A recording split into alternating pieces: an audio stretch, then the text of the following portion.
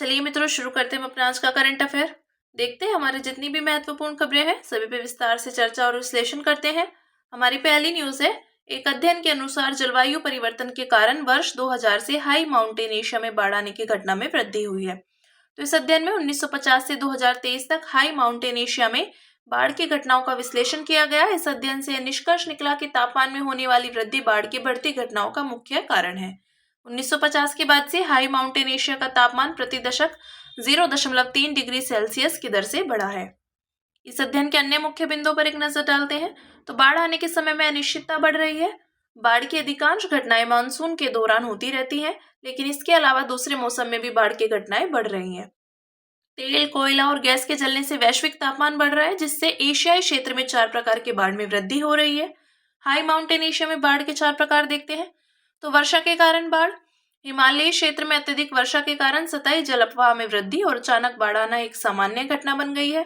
बर्फ पिघलने से उत्पन्न बाढ़, तो तापमान बढ़ने के कारण बर्फ तेजी से पिघलती है, जिससे नदी का जलस्तर बढ़ जाता है। यह प्रभाव तियान शान क्षेत्र में सबसे अधिक देखने को मिलता है।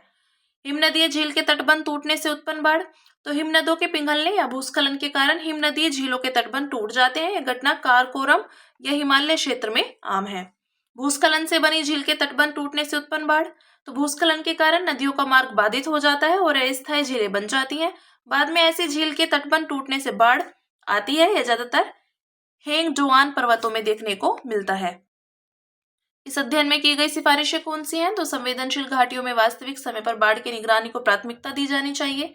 सीमा पारीय खतरों से निपटने के लिए हाई माउंटेन एशिया से संबंधित देशों के बीच डेटा साझाकरण समझौतों को मजबूत करना चाहिए और स्थानीय स्तर पर सुरक्षात्मक अवसंरचना के निर्माण सहित समुदाय आधारित बाढ़ शमन प्रयासों को बढ़ावा देना चाहिए। ठीक है, देखते हैं हाई माउंटेन एशिया के विषय में।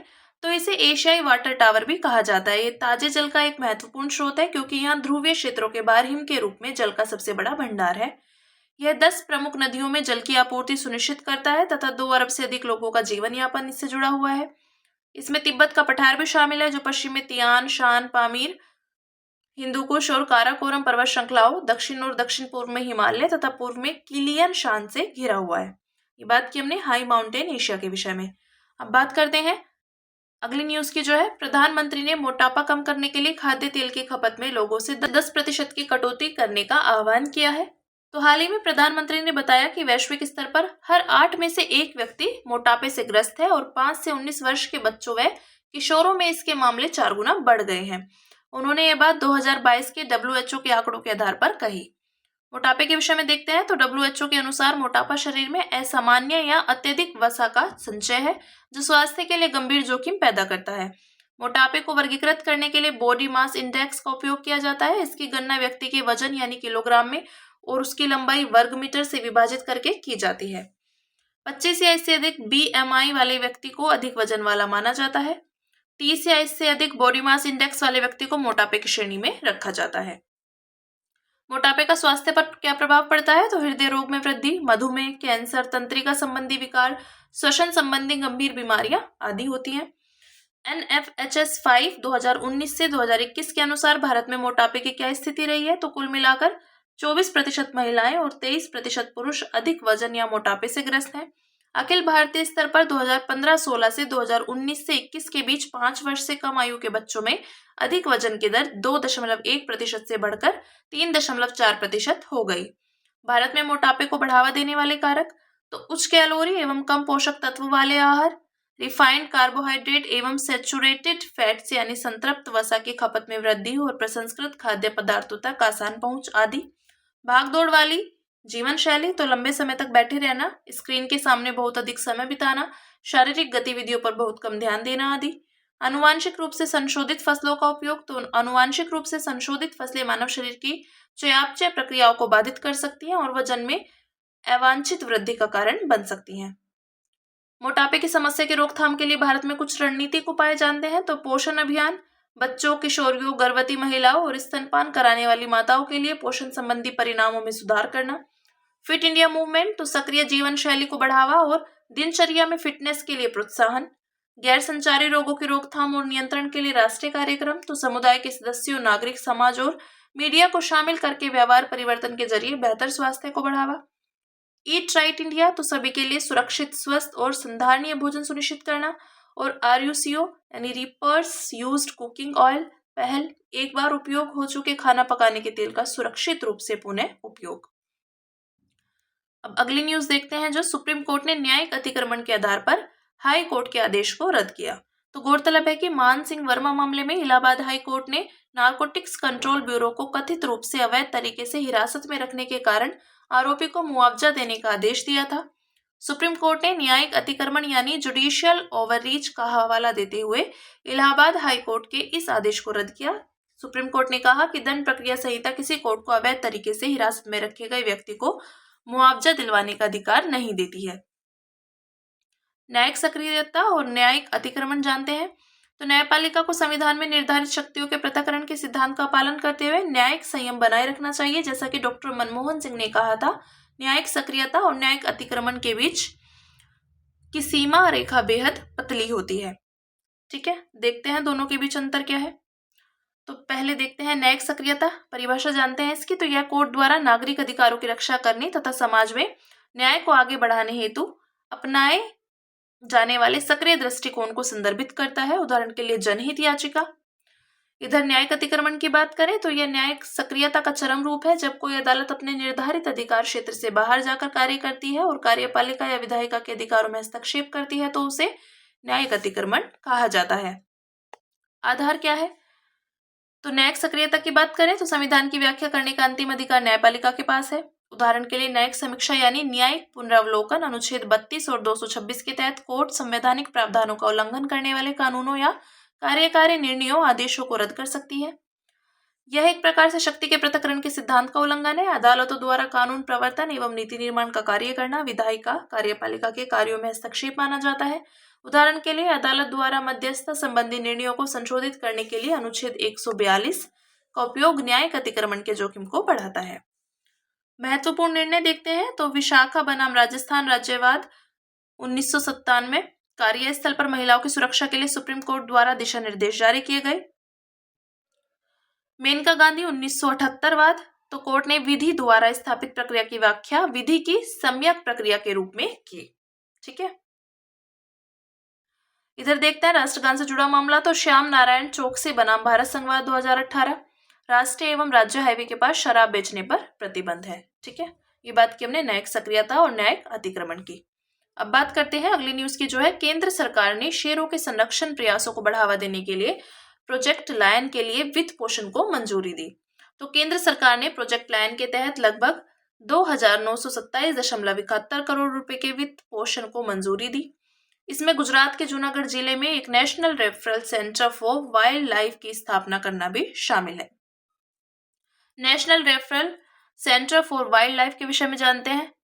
इस केंद्र का उद्देश्य वन्य जीवों में बीमारियों की निगरानी करना है, खासकर उन बीमारियों की पहचान करना जो जानवरों से मनुष्यों में फैल सकती है। उदाहरण के लिए 2020 में बेबीसियोसिस के प्रकोप से गुजरात के गिर राष्ट्रीय उद्यान में 23 शेरों की मृत्यु हो गई थी। बेबीसियोसिस शेरों की लाल रक्त कोशिकाओं को प्रभावित करता है। NRCW का ध्यान 4 मुख्य सिद्धांतों पर होगा: निगरानी, प्रतिक्रिया, रोकथाम और तैयारी या तत्परता। नोडल एजेंसी है केंद्रीय चिड़ियाघर प्राधिकरण। संरक्षण संबंधी प्रयास, तो प्रोजेक्ट लायन इसकी शुरुआत 2020 में हुई थी। इसका उद्देश्य एशियाई शेरों के संरक्षण को बढ़ावा देना है। इसके तहत पर्यावासों के पुनरुद्धार के साथ साथ बेहतर निगरानी के लिए रेडियो कॉलर और कैमरों का उपयोग किया जा रहा है। एशियाई शेरों की संरक्षण स्थिति, तो IUCN स्थिति की बात करें तो ये वल्नरेबल है। वन्यजीव संरक्षण अधिनियम 1972 में अनुसूची 1 और 4 में शामिल और CITS यानी साइट्स में परिशिष्ट 1 में सूचीबद्ध। शेरों के संरक्षण के लिए की गई अन्य पहले, तो international big cats alliance 2023, greater गिर कॉन्सेप्ट, तो इसमें गिर राष्ट्रीय उद्यान और अभ्यारण्य के अलावा शेरों के लिए नए पर्यावासों का निर्माण करना शामिल है। बरदा वन्य जीव अभ्यारण्य शेरों के लिए दूसरे पर्यावास के रूप में उभरा है। शेर के विषय में देखते हैं, तो शेर घास भूमि और मैदानों में झुंड बनाकर रहते हैं। नर शेर गश्त लगाते हुए गंध की मदद से अपना इलाका निर्धारित करते हैं। मादाएं जीवन भर झुंड में साथ साथ रहती हैं, जबकि नर वयस्क होने पर झुंड से अलग हो जाते हैं। शेर प्रतिदिन 20 घंटे आराम करते हैं या सोते हैं। शेर प्राय रात में ही शिकार करते हैं। शेरों का कोई विशिष्ट प्रजनन काल नहीं होता और उनकी गर्भाधारण अवधि लगभग 100 से 119 दिनों की होती है। ठीक, एशियाई शेर और अफ्रीकी शेर में अंतर जानते हैं। तो जो एशियाई शेर है, इनका आकार तुलनात्मक रूप से छोटा और नर का वजन 350 से 450 पाउंड तक होता है। छोटा विरल गहरा आयाल, पेट के नीचे अतिरिक्त त्वचा होती है और झुंड का आकार, तो छोटा झुंड आमतौर पर 2 से 5 मादाएं। अफ्रीकी शेर की बात करें तो इनका आकार तुलनात्मक रूप से बड़ा और नर का वजन 330 से 500 पाउंड तक होता है। भरा हुआ लंबा पूरे सिर को ढकने वाला आयाल होता है। इनमें पेट के नीचे अतिरिक्त त्वचा नहीं होती है और बड़ा झुंड, अधिकतम 6 मादाएं। ठीक है, ये बात की हमने एशियाई शेर की और अफ्रीकी शेर की। अब बात करते हैं अगली न्यूज की, जो है अहमदाबाद नगर निगम अपने बजट में अलग जलवायु अध्याय शामिल करने वाला पहला शहरी स्थायी निकाय बना। तो इस नए अध्याय का शीर्षक सतत और जलवायु बजट है। इसके तहत अहमदाबाद नगर निगम ने 2025-26 के बजट का 1/3 हिस्सा जलवायु कार्यवाही के लिए निर्धारित किया है। इसका मुख्य उद्देश्य भारत द्वारा 2070 तक net zero climate resilient city action plan को लागू करने के लक्ष्य को हासिल करना है। इससे पहले बृहन मुंबई नगर निगम ने भी एएमसी की भांति जलवायु बजट प्रस्तुत किया था। इसमें 33% पूंजीगत व्यय जलवायु संबंधी परियोजनाओं के लिए निर्धारित किया गया था। जलवायु बजटिंग के विषय में जानते हैं तो यह एक ऐसी प्रशासन प्रणाली है जिसके तहत जलवायु प्रतिबद्धताओं को नीतियों, कार्यवाहियों और बजटीय आवंटन में प्रमुखता से शामिल किया जाता है। इसके तहत शहरों के जलवायु कार्य योजना से जुड़े लक्ष्यों को बजट प्रक्रिया के साथ एकीकृत किया जाता है तथा इसके कार्यान्वयन व निगरानी की जिम्मेदारी नगर प्रशासन को सौंपी जाती है। शहरों के लिए जलवायु बजट का महत्व, तो यह जलवायु परिवर्तन के अनुकूल विकास को बढ़ावा देने, उत्सर्जन में कमी लाने और वैश्विक एवं राष्ट्रीय जलवायु लक्ष्यों को प्राप्त करने में सहायता करता है। इसके कारण व्यय का विश्लेषण करके जलवायु वित्त की कमी का अनुमान लगाने में मदद मिलती है। साथ ही इससे जलवायु वित्त जुटाने वाले नवीन वित्तीय मॉडल्स को अपनाने में भी सहायता मिलती है। जलवायु कार्यवाही में स्थानीय प्रशासन की भूमिका, तो विविध स्थानीय जलवायु कार्यवाही, जलवायु परिवर्तन का प्रभाव अलग अलग क्षेत्रों की भौगोलिक और सामाजिक आर्थिक दशाओं के आधार पर अलग अलग होता है, इसलिए इनके समाधान के लिए स्थानीय उपाय अधिक प्रभावी हो सकते हैं। उदाहरण के लिए वित्त वर्ष 2024-25 में बीएमसी ने शहरी बाढ़ से निपटने के लिए अपने पूंजीगत व्यय का लगभग 30% हिस्सा आवंटित किया। स्थानीय प्रशासन जलवायु परिवर्तन की वजह से उत्पन्न होने वाली चरम मौसमी घटनाओं जैसे कि भूस्खलन आदि से निपटने में अग्रणी भूमिका निभाता है। जलवायु अनुकूलन और शमन के लिए स्थानीय पारंपरिक ज्ञान का सहारा लिया जा सकता है। उदाहरण के लिए राजस्थान में जल संरक्षण के लिए कुंडी वर्षा जल संचयन प्रणाली प्रचलित है। स्थानीय निकायों के लिए जलवायु वित्त हेतु उपलब्ध तंत्र, तो green and sustainability linked bonds. उदाहरण के तौर पर वडोदरा नगर निगम ने ग्रीन मुनी बॉन्ड जारी किए हैं। वर्तमान में जलवायु कार्यवाही के लिए स्थानीय सरकारों को प्रदर्शन आधारित राजकोषीय हस्तांतरण किया जा रहा है। उदाहरण के लिए संयुक्त राष्ट्र पूंजी विकास कोष की local climate adaptive living facility. प्रदूषण और सघन इलाकों पर शुल्क लगाना, उदाहरण के लिए लंदन कंजेशन चार्ज और लो एमिशन जोन्स। ठीक है, फिर हमारी अगली न्यूज है, एक अध्ययन में कहा गया है कि लोगों के बढ़ते जीवन स्तर को समझने के लिए भारत में गरीबी मापने के मौजूदा तरीकों में बदलाव की सख्त जरूरत है। इस अध्ययन में गरीबी और असमानता के आए बदलावों पर प्रकाश डालते हुए 2022 से 24 के घरेलू उपभोक्ता व्यय सर्वेक्षण के आंकड़ों की तुलना 2011-12 के आंकड़ों से की गई। अध्ययन के मुख्य बिंदुओं पर एक नजर डालते हैं तो पॉवर्टी हेडकाउंट रेशियो में काफी सुधार हुआ है। 1.90 डॉलर पीपीपी यानी क्रय शक्ति क्षमता पर यह अनुपात 2011-12 में लगभग 12% था, जो घटकर 2023-24 में 1% हो गया है। पॉवर्टी हेडकाउंट रेशियो गरीबी रेखा से नीचे रहने वाली आबादी का प्रतिशत। सबसे गरीब परिवार, तो धनी परिवारों की तुलना में सबसे गरीब परिवारों के उपभोग व्यय में अधिक वृद्धि देखी गई है। मौजूदा गरीबी की रेखा, तेंदुलकर और रंगराजन समिति, तो गरीबी के मापदंड अब पुराने हो चुके क्योंकि ये आज के गरीब परिवारों की वास्तविक स्थिति और उनके अभावों को सटीक रूप से नहीं दर्शाते हैं। अध्ययन में सापेक्ष गरीबी की 2 नई सीमाएं प्रस्तावित की गई हैं। तो सापेक्ष गरीबी रेखा यानी उपभोग के 1/3 परसेंटाइल के आधार पर। इस पद्धति में सरकार की ओर से तय गरीबी रेखा की बजाय समाज के सबसे कमाए वाले 33% लोगों के व्यय को गरीबी का मापदंड बनाया जाता है। आय के आधार पर सापेक्ष गरीबी रेखा, तो यूरोप में सभी व्यक्तियों की आय को क्रम में रखने पर जो मीडियन इनकम यानी मध्य आय निकलती है, इसके 60% से कम आय वाले व्यक्ति को गरीब माना जाता है। यदि इस पद्धति को भारत में लागू किया जाए तो 2023-24 में 16.5% आबादी इस सीमा से नीचे थी। नई गरीबी रेखा का महत्व, तो ये वर्तमान समय में गरीबों की वास्तविक स्थिति और उनके अभावों को ध्यान में रखते हुए अपडेटेड उपभोग पैटर्न को दर्शाती है। यह सुनिश्चित करती है कि आर्थिक समृद्धि के साथ गरीबी रेखा अपने आप समायोजित होती रहे। यह आधुनिक भारत में गरीबी का अधिक सटीक माप प्रदान करती है। ठीक है, गरीब मापन की पद्धतियां, तो निरपेक्ष गरीबी, बुनियादी जरूरतों को पूरा करने के लिए आवश्यक एक निश्चित आय सीमा पर आधारित गरीबी। विश्व बैंक के अनुसार निम्न आय वाले देशों के लिए $2.15 प्रतिदिन, निम्न मध्यम आय वाले देशों के लिए $3.65 प्रतिदिन। सापेक्ष गरीबी की बात करें तो इसमें किसी व्यक्ति की आय की तुलना समग्र जीवन स्तर से की जाती है, विकसित देशों में प्रचलित। बहुआयामी गरीबी, तो इसमें स्वास्थ्य, शिक्षा और जीवन स्तर शामिल है, यूएनडीपी का बहुआयामी गरीबी सूचकांक। व्यक्तिपरक गरीबी, तो यह स्व मूल्यांकन के आधार पर तय होता है, जहां लोग रिपोर्ट करते हैं कि क्या वे गरीब महसूस करते हैं, व्यक्तिगत और सामाजिक अपेक्षाओं के आधार पर। ठीक है, तो ये बात की हमने। विभिन्न पद्धतियों को समझने से गरीबी निवारण हेतु अधिक प्रभावी रणनीति बनाने में मदद मिलती है। ठीक है, ये हमारी गरीबी मापन की पद्धतियां दी हैं। अब बात करते हैं अन्य सुर्खियों की, जो है मतदाता फोटो पहचान पत्र। तो चुनाव आयोग ने स्पष्ट किया कि ईपीआईसी नंबर में दोहराव का अर्थ डुप्लीकेट फर्जी मतदाता नहीं है।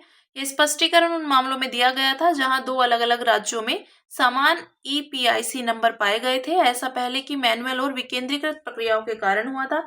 अब मतदाता सूची डेटाबेस को ERONET प्लेटफॉर्म पर शिफ्ट कर दिया गया है। ठीक है, ईपीआईसी के विषय में जानते हैं। तो यह 10 अंकों वाला मतदाता पहचान पत्र संख्या है जो चुनाव आयोग द्वारा मतदाता सूची में पंजीकृत मतदाताओं को जारी किया जाता है। मतदाता सूची प्रबंधन प्लेटफॉर्म के विषय में देखते हैं। तो यह एक वेब आधारित प्लेटफॉर्म है जिसे चुनाव अधिकारियों द्वारा मतदाता पंजीकरण, माइग्रेशन और मतदाता सूची में से नामों को हटाने से संबंधित सभी प्रक्रियाओं को संभालने के लिए विकसित किया गया है। विशेषताएं हैं सभी राज्यों, संघ राज्य क्षेत्रों के लिए एकीकृत डाटाबेस, चुनाव अधिकारियों के प्रदर्शन की निगरानी के लिए रिपोर्टिंग प्रणाली आदि। नेक्स्ट है फेरीहाइड्राइट। तो एक नए अध्ययन से पता चला कि मंगल ग्रह का लाल रंग ग्रह की धूल में मौजूद फेरीहाइड्राइट के कारण है। पहले माना जाता था कि मंगल ग्रह का लाल रंग हेमेटाइट के कारण है। हेमेटाइट के विपरीत फेरीहाइड्राइट ठंडे पानी की उपस्थिति में शीघ्रता से बनता है। इसका अर्थ है कि मंगल ग्रह पर फेरीहाइड्राइट की उपस्थिति अतीत में जल के प्रत्यक्ष प्रमाण का संकेत देती है। इसके विषय में जानते हैं। तो यह पृथ्वी की सतह पर व्यापक रूप से पाया जाने वाला हाइड्रोस्फेरिक ऑक्सी हाइड्रोक्साइड खनिज है। कई अन्य खनिजों जैसे कि हेमेटाइट, गोइथाइट का निर्माण इसी से हुआ है। फेरीहाइड्राइट मुख्य रूप से तेजी से अपक्षय की प्रक्रिया से गुजरने वाली मिट्टी में पाया जाता है। यह घुलनशील सिलिकेट या कार्बनिक आयनों से भरपूर मिट्टी में भी पाया जाता है, जहां यह अधिक क्रिस्टलीय लौह ऑक्साइड के निर्माण को बाधित करता है। गुण, तो इसके कण नैनो आकार के होते हैं और इनमें निम्न स्तरीय क्रिस्टलीयता होती है।